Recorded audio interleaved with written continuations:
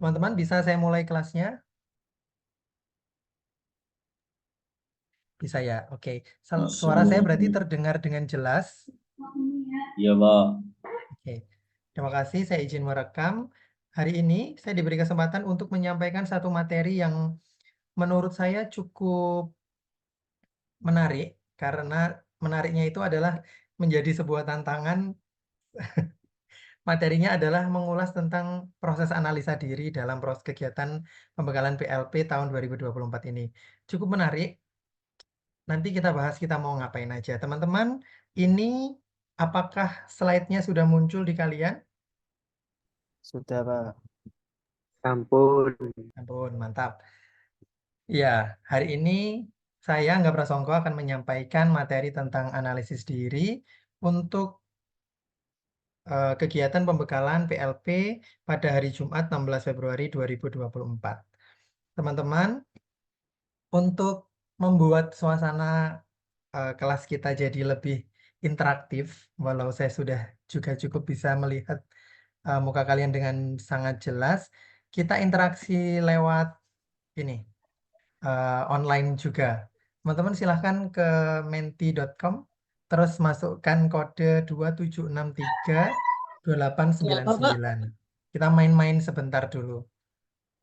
Menti.com, terus masukkan 27632899.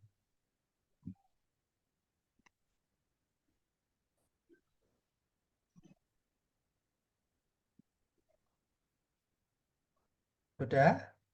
Menti.com, terus masukkan. Sudah, Pak. Sudah? Sebentar saya share screen lagi. Belum, Pak. Kodenya berapa tadi, Pak? Sebentar, saya munculkan lagi. Oke.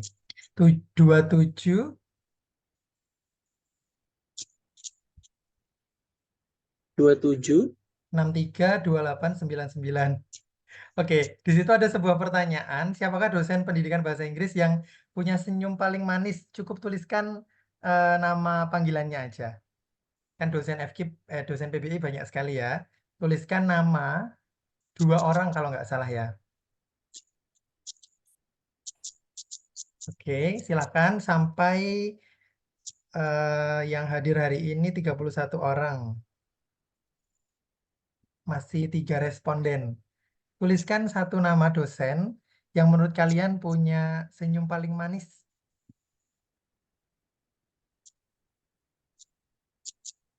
Masih terus bergerak.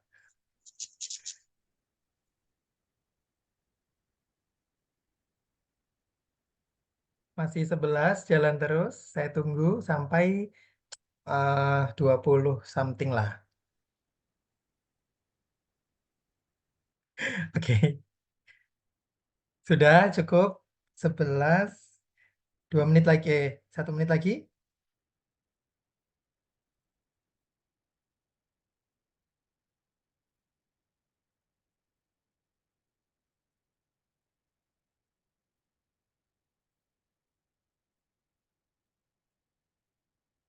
Ya, oke, cukup.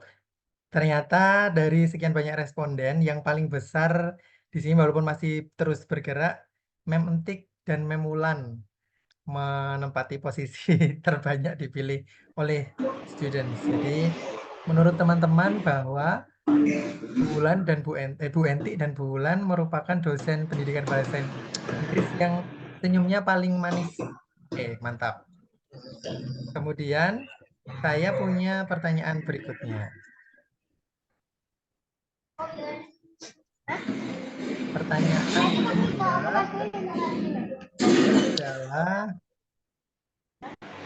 kok nggak bisa diklik? Oke, sebentar. Silakan lanjut ke pertanyaan berikutnya.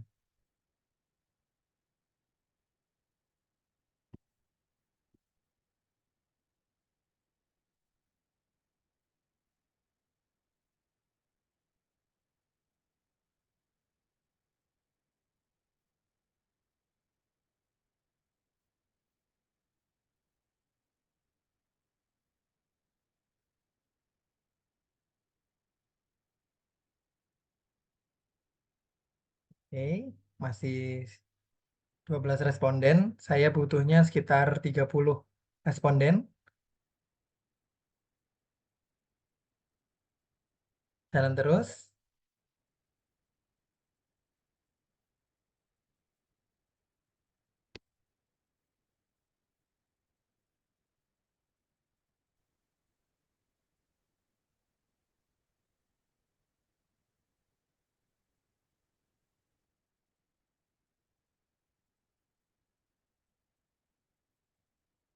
Oke.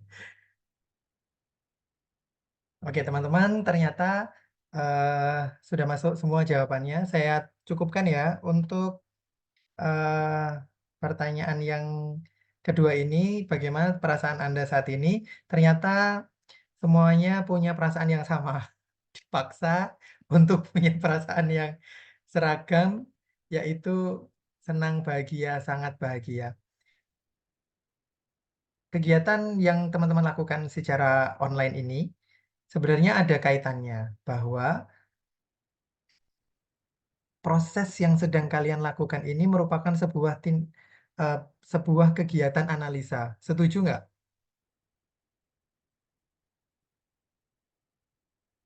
Bahwa kalian memilih jawaban yang pertama, yang kedua tadi merupakan sebuah kegiatan menganalisa sesuatu. Setuju atau tidak? Setuju. Iya, karena sebelum kalian menentukan sebuah pilihan atau menjawab salah satu pertanyaan dari mini game yang saya sampaikan tadi, kalian melakukan sebuah rangkaian proses. Tadi ada pertanyaan misalnya, siapa dosen PBI yang paling manis senyumnya? Sebelum kamu mengetik mem entik atau mem wulan, kan di dalam sini ada proses yang sedang bekerja, ya nggak? Kamu memilah dulu informasinya, siapa dosen PBI itu, siapa aja orangnya, siapa yang sedang berinteraksi dengan saya, siapa yang eh, menurutmu memiliki senyuman manis, kamu kelompokkan lagi, kamu kategorikan lagi, ini sama-sama manis tapi ini jauh lebih manis. Akhirnya kamu mengambil kesimpulan, menulis atau mengetik nama satu di antaranya. Begitu kan? Itu merupakan sebuah proses. Begitu juga dengan pertanyaan yang kedua. Teman-teman, ketika ditanya bagaimana perasaan Anda saat ini, untuk menentukan jawaban, saya sedang bahagia, saya sedang bersedih, saya sedang bersemangat, ada proses untuk menentukan kondisi Anda saat ini. Sebuah kegiatan yang kalian lakukan itu merupakan sebuah eh, rangkaian pada tindakan untuk menentukan sesuatu yang disebut dengan proses analisa, atau kalau dalam bahasa Indonesia kata bakunya itu adalah kata analisis. Jadi kalau menurut kata, analisis itu merupakan proses kegiatan muhasabah introspeksi pada sesuatu yang tujuannya untuk mendapatkan atau mengetahui situasi dan kondisi tertentu. Dan kalian menjawab pertanyaan tadi itu merupakan sebuah proses analisa. Nyambung dengan materi kita sore hari ini bahwa kita mau membahas tentang proses analisis diri. Berarti teman-teman melakukan sebuah tindakan atau kegiatan atau proses untuk menjabarkan, mendeskripsikan, mengelompokkan, mengkategorikan diri kalian sendiri, dirimu masing-masing. Eh,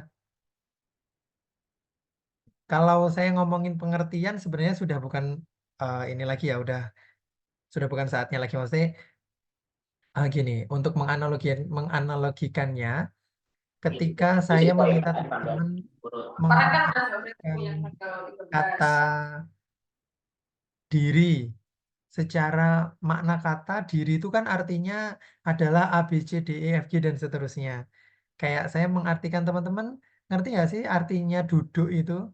Pasti kamu tahu kan? Tapi kalau disuruh mendefinisikan, coba duduk itu makna katanya apa sih sebenarnya gitu?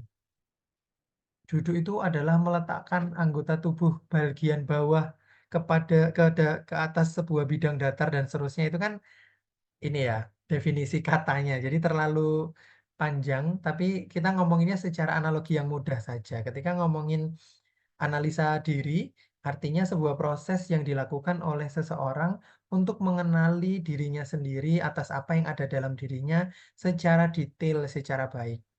Nanti akan disampaikan juga kenapa ini perlu disampaikan dalam materi pembekalan PLP. Nanti berlanjut sampai tahapan itu. Kita ngomongin tentang analisa diri terlebih dahulu.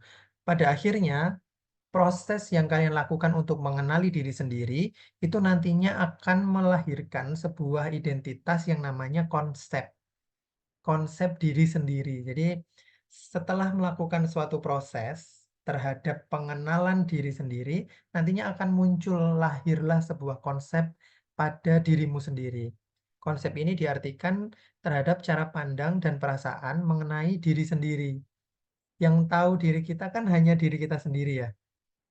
Yang mengenal secara mendalam itu adalah diri kita sendiri. Yang mampu menganalisa juga diri kita sendiri. Yang menentukan konsep diri kita, ya diri kita sendiri. Sehingga dari satu proses rangkaian menganalisa diri tadi, lahirlah sebuah konsep yang nantinya konsep itu yang kamu pegang, yang membuat sosok dirimu saat ini, yang hasil proses analisa yang menjadikanmu sekarang, konsepnya adalah proses yang sedang kamu lakukan itu. Nah, gunanya apa sih gunanya melakukan analisa terhadap diri sendiri? Mungkin kita sering sekali mendengar istilah kalau kita tuh justru tidak kenal dengan diri sendiri. Diri sendiri itu tidak hanya sekedar teman-teman memahami dan mudah menjawab ketika ditanya warna kesukaannya apa, atau makanan favoritnya apa, atau kamu sionya apa, terus ini apa kecenderungannya suka pada karakteristik orang yang seperti apa. Tidak hanya sebatas itu saja teman-teman, tetapi lebih mendalam, lebih cenderung lebih mendalam dan lebih detail tentang apa yang ada dalam dirimu sendiri. Tidak hanya sekedar itu tadi pertanyaan-pertanyaan remeh yang bisa dijawab dengan satu dua kata, 1-2 detik berpikir saja, tapi lebih kepada hal-hal yang paling dalam dari dirimu masing-masing, yang tahu hanya dirimu sendiri. Nah, gunanya melakukan analisa diri itu apa? Pada akhirnya tujuannya untuk apa, Pak? Kita harus mengenali diri sendiri. Ujungnya adalah pada akhirnya kita tahu potensi yang kita miliki. Kekuatan super apa yang ada di dalam diri kita yang kita miliki. Jangan-jangan kamu punya kekuatan seperti Power Rangers yang kamu sebenarnya tidak tahu, kan?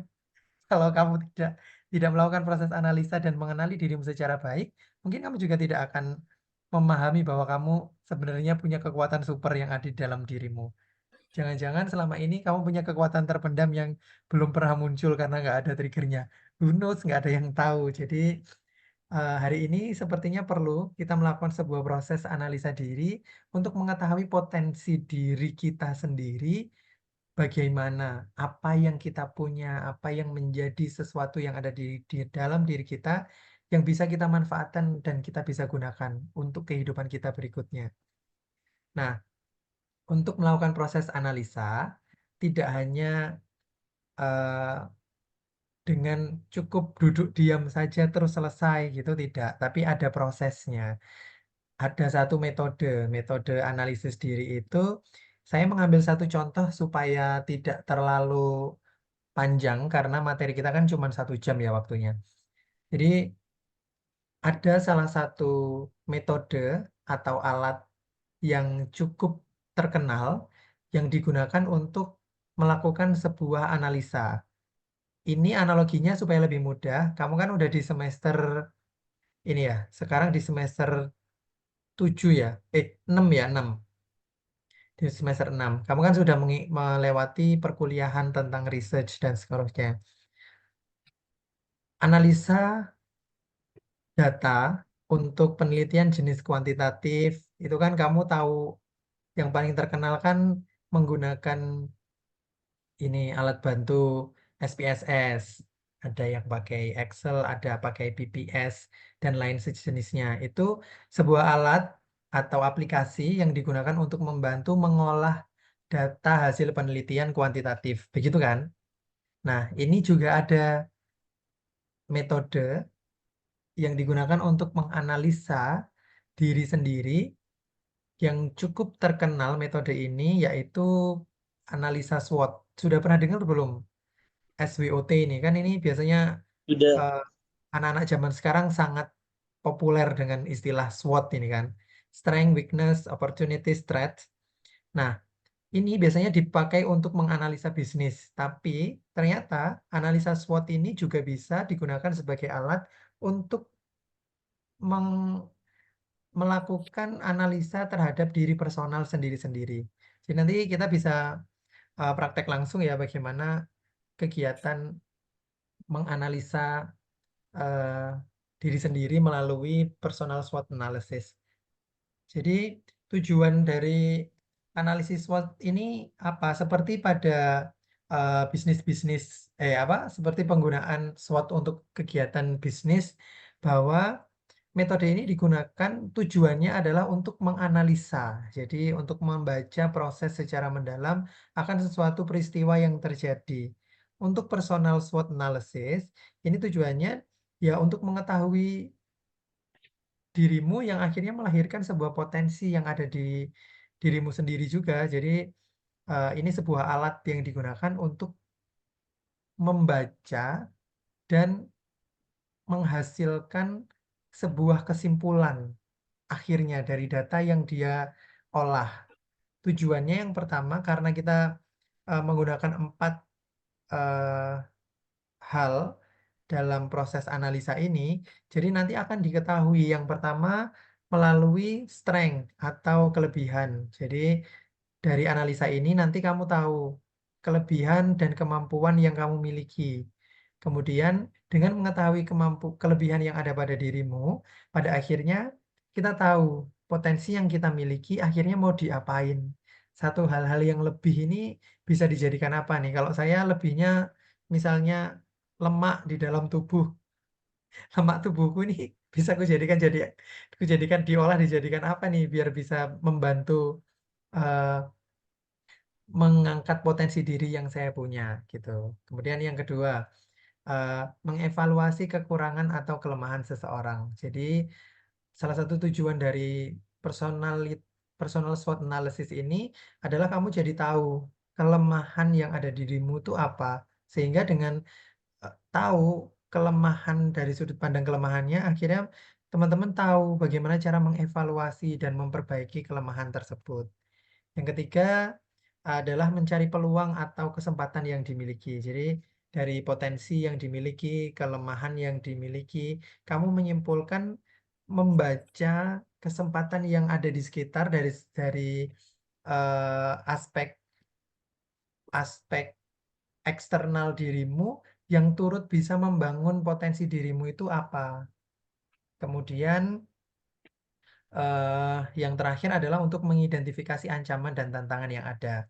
Eh, Ancaman tuh tidak hanya hadir dalam proses kenegaraan saja ya. Jadi diri sendiri tuh berkehidupan sehari-hari itu ternyata juga banyak ancaman yang datang di kehidupan kita gitu. Jadi dari ancaman itu akhirnya menjadi hambatan, jadi tantangan di dalam kita menjalani kehidupan yang nyatanya harus dihadapi dan bagaimana tantangan yang dihadapi kita ini pada akhirnya tidak menghambat proses kita untuk menentukan potensi diri yang ada di dalam diri kita.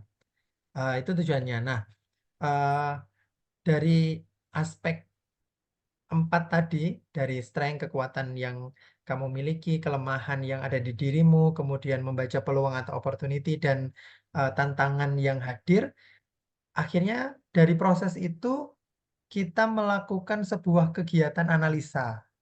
Jadi yang kamu lakukan untuk melakukan, yang bisa kamu lakukan untuk melakukan personal SWOT analysis ini cukup sederhana saja. Jadi dibuat tabel. Ini kalau praktek satu-satu gitu agak lama ya kayaknya. Nanti saya sampaikan aja, terus next nanti teman-teman bisa praktek secara mandiri. Terus benar nggak ya hasil analisa diri saya ini ternyata bermanfaat dengan dengan semakin mengetahui diri saya pribadi, akhirnya potensi apa yang lahir dan muncul dalam untuk menjalani kehidupan selanjutnya. Dalam artian eh, kegiatan-kegiatan berikutnya setelah tahu mengenal diri kita lebih dalam tuh apa yang bisa dilakukan gitu. Nah, langkah yang dilakukan untuk melakukan personal SWOT analysis adalah ini. Cukup siapkan selembar kertas. Jadi teman-teman pakai paper gitu bisa, terus bikin bagan kotak-kotak gitu. Kayak ini tadi yang 4 ini. Jadi kamu bikin strength, weakness, opportunities, threats di dalam sebuah kertas, kamu tulis aja. Kemudian kamu analisa dengan menjawab contohnya beberapa pertanyaan ini. Misalnya pada kolom strength, kelebihan yang kamu miliki. Kamu jawab nih, apa aja ya aku punyanya? Apa saja aku yang membuatku berbeda dari teman-temanku yang lain. Kemudian kekuatan apa yang saya miliki misalnya. Terus karakteristik yang paling menonjol dari diri saya apa. Terus yang misalnya saya miliki tapi tidak dimiliki oleh teman saya yang lain. Itu kan bisa menjadi sebuah kelebihan yang dimiliki oleh seseorang. Kemudian yang kedua kolom weakness-nya. Ini sih yang cukup agak sulit biasanya. Biasanya orang tuh kalau suruh mencari kelemahan orang lain paling jago ya. Kongkon golei kekurangannya orang bisa banget gitu. Tapi kalau suruh mencari kesalahan dirinya agak kesulitan. Nah, eh, weakness-nya apa aja? Mungkin kamu bisa menuliskan lewat kebiasaan-kebiasaan sederhana yang ternyata itu merupakan sebuah kebiasaan buruk yang sering kamu lakukan. Tulis di daftar itu. Kemudian buat sebuah analisa kelemahan yang biasanya dapat membuatmu semakin terpuruk, misalnya dalam kondisi Emang apa rekam, yang Pak? membuatmu menjadi semakin tidak oke kondisinya, terus semakin membuatmu Edmu. eh, Jadi makin perutmu. terjerumus dalam sebuah masalah dan seterusnya. Mungkin bisa. Terus kamu juga bisa menggali pertanyaan ini lewat orang lain. Kan itu tadi. Biasanya wong lakon delok video dhewe gak iso kan gitu. Maksudnya agak Eh, kesulitan orang. Nah ya, mencari eh, telepon langsung lah. mencari kesalahan sendiri. Jadi bisa dibantu oleh orang lain. Ditanya, guys, menurutmu hal paling nyebelin apa sih yang ada di diriku tuh? Coba bantu dong. Nah, ini juga merupakan salah satu proses menganalisa diri sendiri. Kemudian, dari sisi opportunity, opportunity ini adalah kesempatan yang hadir dari eh, yang match terhadap dirimu, yang bisa kamu gunakan untuk menggali potensi yang ada di dirimu. Misalnya, eh, apa saja yang bisa saya lakukan untuk mengembangkan atau meningkatkan skill gitu. Misalnya, kamu tahu kan kalau kamu punya kelemahan apa atau punya kelebihan apa, terus kesempatan apa nih yang saat ini bisa untuk mengupgrade itu. Contohnya, kamu orangnya sangat suka belajar hal baru. Terus opportunity yang mungkin bisa kamu ambil untuk menambah kelebihan yang kamu suka itu tadi, yaitu belajar hal baru. Misalnya, kamu menulis dengan mengikuti course online gratis. Itu kan sekarang banyak banget tuh yang disediakan lewat Google, lewat eh, webinar, lewat seminar, dan seterusnya itu banyak sekali. Nah, itu salah satu opportunities yang ada.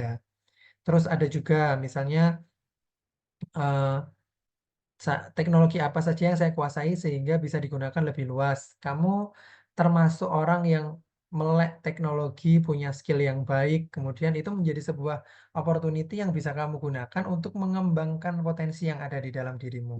Dan yang terakhir itu ancaman. Itu tadi seperti yang saya sampaikan bahwa dalam proses menjalani kehidupan ini orang pasti ketemu sama berbagai permasalahan. Nah, tujuannya ditulis ini, ancaman-ancaman itu supaya tidak menjadi sebuah hambatan yang membuatmu tidak bisa bergerak lagi. Kamu daftar, kamu tulis hambatan apa saja yang kamu hadapi selama ini. Sehingga dengan menuliskan daftar ini, akhirnya kamu mengenali dirimu secara utuh eh, dari sudut pandang eh, kelebihan, kekurangan, kemudian ada opportunity yang tersedia dan hambatan yang sedang kamu eh, alami saat ini itu akhirnya menjadi sebuah kesimpulan, bahan yang bisa kamu jadikan evaluasi dan kamu analisa, kamu nilai, misalnya kelebihan dan kekurangan yang kamu miliki, kamu temukan. Misalnya kelebihanmu adalah suka belajar hal yang baru, tapi kamu males eh, ininya, weakness-nya. Kan itu sebuah hal yang bisa di counter dengan baik kan. Kamu punya potensi yang baik, suka belajar hal yang baru, tapi kamu orangnya males. Nah, strategi apa yang bisa kamu lakukan untuk mengurangi kemalasan, tapi justru meningkatkan kelebihan yang kamu miliki, yaitu senang belajar sesuatu yang baru. Itu tadi dengan memanfaatkan opportunities yang tersedia. Males tapi senang belajar hal yang baru, ternyata ada kesempatan nih lagi dibuka pembelajaran secara online gratis pula. Kan itu bisa menjawab tuh, sehingga meningkatkan kelebihan yang kamu miliki, menekan kelemahan yang kamu punya dengan memanfaatkan opportunity yang ada. Begitu juga dengan misalnya hambatan yang terjadi. Misalnya kamu nulis teman toksik, misalnya gitu contohnya nih. Teman toksik gitu misalnya. Jadi kamu merasa bahwa lingkungan sosialmu sedang tidak baik. Kelebihanmu apa, kelemahannya apa yang kamu punya, dan kesempatan apa yang bisa muncul untuk kamu menyelesaikan hambatan yang sedang terjadi nih, lingkungan yang menurutmu tidak bersahabat dengan kamu. Dengan daftar analisa yang kamu miliki melalui metode SWOT tadi, teman-teman tahu akhirnya menjadi bahan evaluasi dan analisa sehingga memiliki sebuah solusi atau juga menyiapkan langkah antisipasi terhadap hal-hal yang mungkin muncul di kemudian hari yang nanti bisa menjadi batu sandungan kamu untuk me- untuk memunculkan potensi diri yang terbaik atas versimu sendiri-sendiri. Sebentar saya izin ngecas dulu ya. Sambil teman-teman, saya membuka open discussion, jadi tidak harus sampai selesai. Siapa tahu ada sesuatu yang ingin didiskusikan, bisa langsung ditanyakan dengan cara raise hand ya.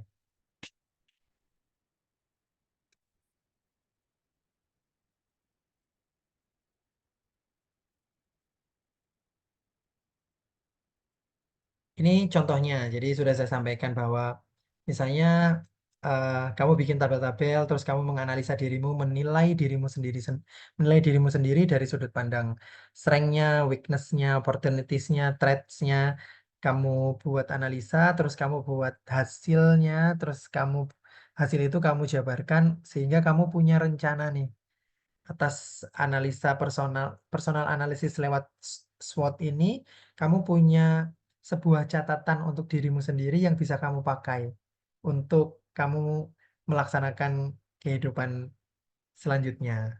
Nah, kehidupan selanjutnya itu maksudnya bukan selanjutnya kehidupan di dunia yang gimana ya, maksudnya eh, atas sebuah proses ini nih, kamu punya hasil catatan raport untuk dirimu sendiri nih, gitu loh maksudnya.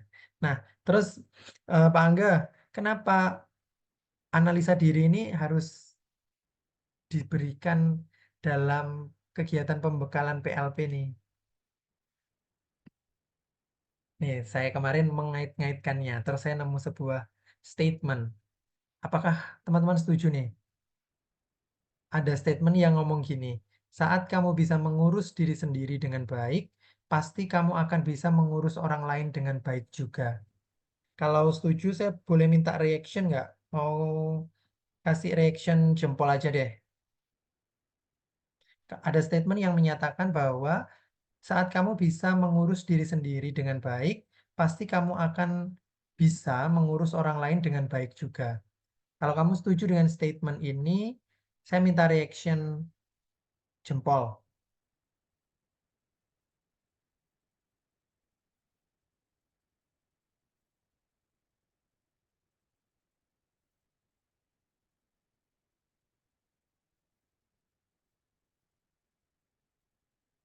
Yang tidak kasih reaction berarti tidak setuju atau punya pendapat yang lain. Kalau saya tidak setuju, Pak. Masih Mas- ragu-ragu, Pak. Siapa nih, Enggak siapa nih? semua, enggak semuanya enggak setuju, tapi setengah gitu loh, Pak. Gimana? Soalnya kadang-kadang ya ada yang bisa mengurus dirinya sendiri juga bisa mengurus orang lain, tapi ada juga kadang yang berfokus pada dirinya sendiri kurang enggak mau memperdulikan kepentingan orang lain gitu. Fokusnya untuk dirinya sendiri. Mau orang lain membuat apa itu enggak penting gitu. Apatis ya jadinya ya. Iya. Oke, bisa saja, tapi oke betul. Terima kasih Sarbanun. Jadi betul, memang kalau itu kan karakteristik seseorang ya. Jadi memang ada aja orang di sekitar kita tuh nggak semuanya seperti yang kita harapkan ya betul juga. Ada aja orang yang sangat fokus ke dirinya sendiri sehingga tidak peduli sama lingkungan. Jadi ya boleh juga. Jadi gini, eh, statement ini muncul karena saya mau berkaitan dengan eh, teman-teman yang saat ini akan terjun ke lapangan sebagai guru. Nah, proses analisa tadi kan gunanya untuk mengenali diri sendiri, untuk mengetahui, kenal, tahu tentang dirimu, melahirkan sebuah potensi yang kamu miliki, sehingga kamu selesai dengan dirimu sendiri. Nah, berkaitan dengan materi PL, berkaitan dengan kegiatan PLP yang akan kamu lakukan hari Senin depan, teman-teman kan akan terjun ke lapangan sebagai guru, dalam tanda kutip ya. Nah, teman-teman tahu bahwa guru itu memiliki beberapa tanggung jawab yang cukup luar biasa berat. Seperti guru itu tugasnya adalah mendidik. Nah, tugas pendidik itu kan diantaranya mengubah sikap dan tingkah laku peserta jadi yang kurang baik menjadi baik, mengubah karakter, terus mengarahkan, membantu peserta didik untuk menjadi seseorang yang jauh lebih baik. Coba kamu bayangkan, seandainya calon guru atau bapak ibu guru, dia tidak selesai dengan dirinya. Dia tidak tahu, tidak kenal dengan dirinya karena dia tidak mengetahui potensi yang ada di dirinya, tapi harus mengurusi diri orang lain. Coba kamu bayangkan aja, sama dirinya aja belum selesai. Dia belum mengetahui. Seorang guru diminta untuk mendidik, mengarahkan, membuat diri orang lain menjadi berkarakter baik. Sementara dirinya dia nggak tahu. Sebagai seorang guru dia nggak tahu dirinya potensi apa yang dia punya, kelebihan apa yang dia miliki, kelemahannya bagaimana untuk menghadapi permasalahan ke depan kalau terjadi hambatan demikian dia tidak tahu, tapi dia bertanggung jawab untuk mengarahkan orang lain.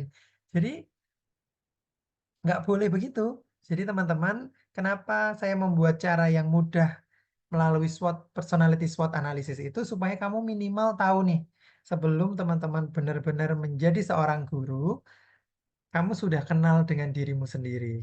Sebelum kamu membentak-bentak dalam tanda kutip untuk mengarahkan pribadi orang lain, kamu sudah tahu arah ke pribadimu sendiri seperti apa. Kamu sudah sangat kenal dengan dirimu sendiri. Kenal dalam tanda kutip tidak hanya tahu makanan favorit, minuman favorit, warna kesukaannya aja, tapi kenal dan tahu potensi apa yang bisa dikembangkan, apa yang tidak boleh disampaikan ke orang lain, apa yang seharusnya ditularkan kepada orang lain, itu tahu lewat dirinya sendiri.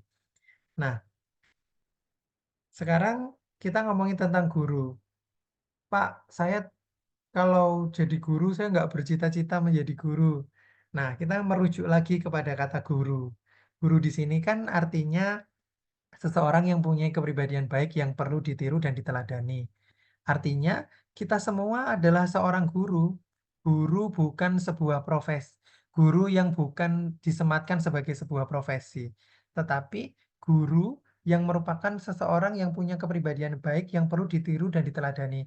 Kamu sebagai kakak punya adik, berarti kamu guru untuk adikmu kan? Kamu menjadi sosok yang dicontoh, kamu menjadi sosok yang dijadikan panutan. Misalnya kamu adalah kamu punya di lingkunganmu kamu punya teman dan kamu juga bisa menjadi guru untuk teman-teman. Kamu juga bisa menjadi guru untuk lingkungan sekitarmu. Kamu juga bisa menjadi guru di dalam keluargamu. Jadi, guru tidak melulu sebuah profesi. Tapi kita semua adalah guru, seseorang yang mempunyai kepribadian yang baik, yang perlu ditiru dan diteladani. Saya yakin bahwa teman-teman semua ini, even nanti mau jadi apapun profesinya, saya doakan yang baik-baik. Dan tentunya kamu pasti punya potensi yang baik pada dirimu, yang bisa ditularkan dan disebarluaskan kepada orang lain. Dan kamu adalah seorang guru. Kan gitu. Walaupun nanti kamu jadi wira swasta, kamu jadi wirausaha, kamu jadi ibu rumah tangga, kamu jadi istri, kamu jadi suami, kamu itu guru. Kamu bertanggung jawab untuk mengarahkan, menyebarkan, mendidik, mengembangkan, mengubah karakter seseorang untuk jadi lebih baik karena kamu adalah seorang guru. Demikian. Jadi dari satu proses analisis dirimu, akhirnya muncul hasil analisa yang menyatakan potensi dirimu. Dari potensi yang kamu miliki, akhirnya muncul aktualisasi diri. Aktualisasi diri itu adalah daya upaya untuk kamu memunculkan dirimu di tengah-tengah masyarakat tuh menjadi seperti apa. Itu aktualisasi diri, gambaran dirimu. Nah, gambaran yang muncul di tengah masyarakat itu harus ada prosesnya dulu. Kalau kamu menggambar dirimu lewat potensi yang kamu miliki menjadi baik, yang muncul di tengah masyarakat, aktualisasi dirinya adalah sosok pribadi yang baik. Tapi kalau kamu tidak mengetahui lewat proses analisa, sehingga tidak tahu potensi apa yang ada di dirimu, sehingga yang muncul di tengah masyarakat gambarnya masih abu-abu, gambarnya masih belum tegas. Jadi masih belum tahu aku harus berbagi, apa yang bisa aku bagikan kepada masyarakat, apa yang harusnya aku tahan, apa yang harusnya saya munculkan. Masih belum tahu karena kamu masih belum kenal dengan dirimu sendiri.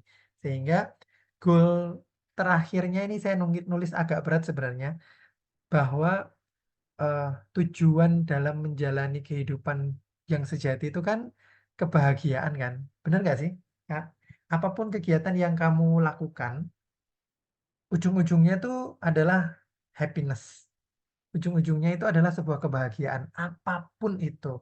Berteman, membangun hubungan kasih sayang, berpacaran, menikah, berkeluarga, berpartner, berbisnis, apapun itu tujuannya kan mencari bahagia.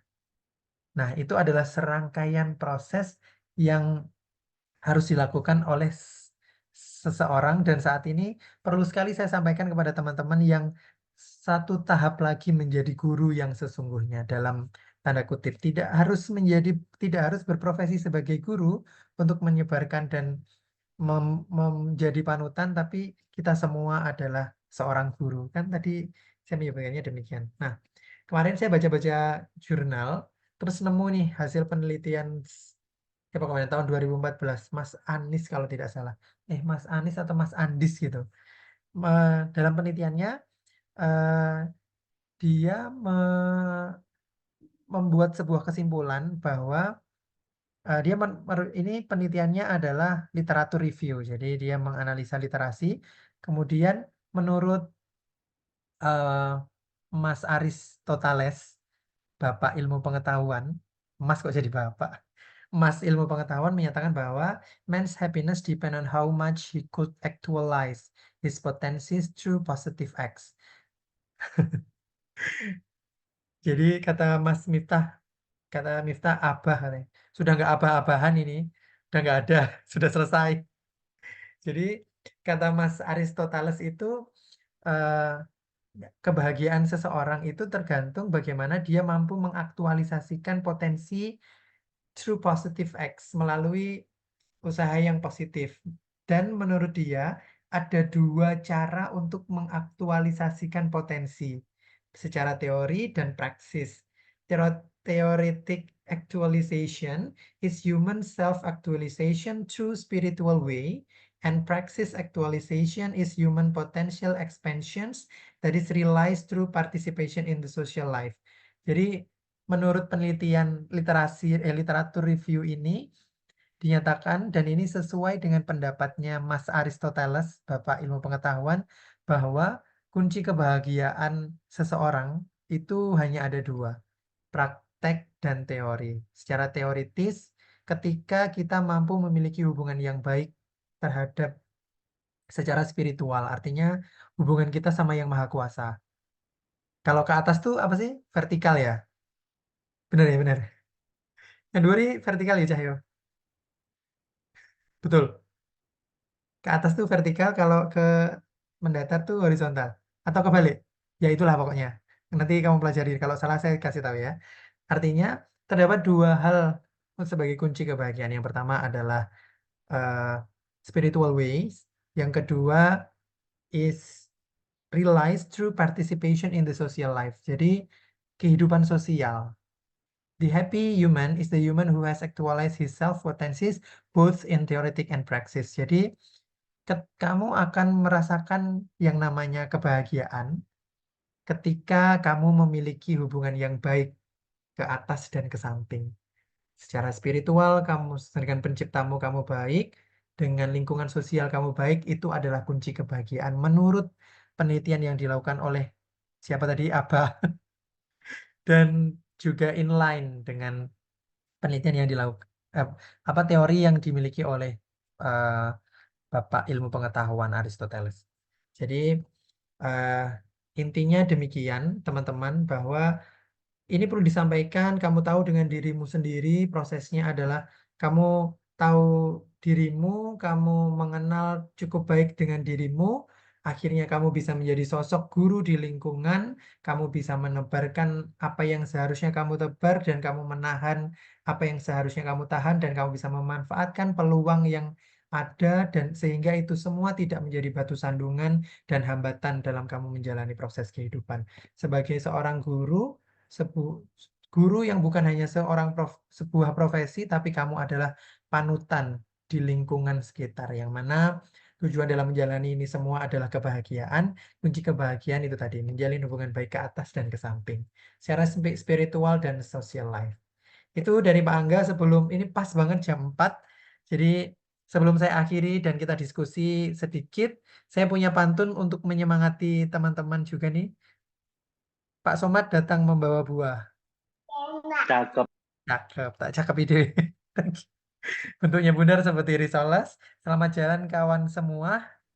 Semoga lancar dan semakin sukses, karena hari Senin depan teman-teman sudah terjun ke lapangan untuk melakukan observasi di lingkungan sekolah untuk semakin memantapkan potensi diri yang dimiliki dan eh, bermanfaat untuk lingkungan serta mengaplikasikan ilmu pengetahuan yang dimiliki itu dari Pak Angga.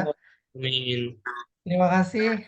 Ada waktu 5 menit untuk sampai 16.05 untuk berdiskusi. Silahkan kalau teman-teman ingin menyampaikan satu hal yang bisa didiskusikan atau ditanyakan.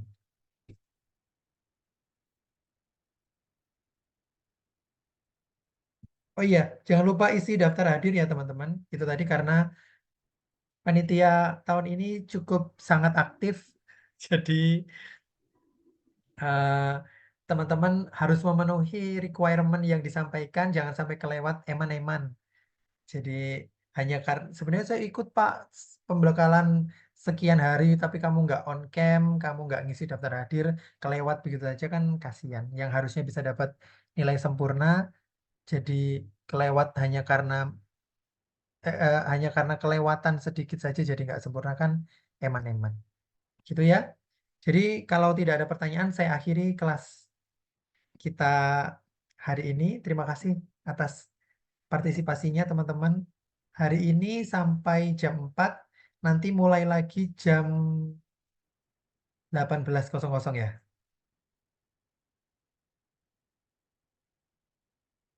Oke, tetap di link Zoom yang sama. Silakan beristirahat dan mempersiapkan diri untuk ketemu pemateri berikutnya. Nanti insya Allah Pak Angga akan ikut hadir lagi di sesi yang malam untuk membersamai teman-teman. Terima kasih teman-teman. Saya mohon maaf atas segala kesalahan. Kita ketemu lagi. Saya tutup. Assalamualaikum warahmatullahi wabarakatuh. Thank you, Sir. Waalaikumsalam warahmatullahi wabarakatuh. Salam warahmatullahi wabarakatuh. Yang mau tetap di sini, artinya di link ini boleh. Yang mau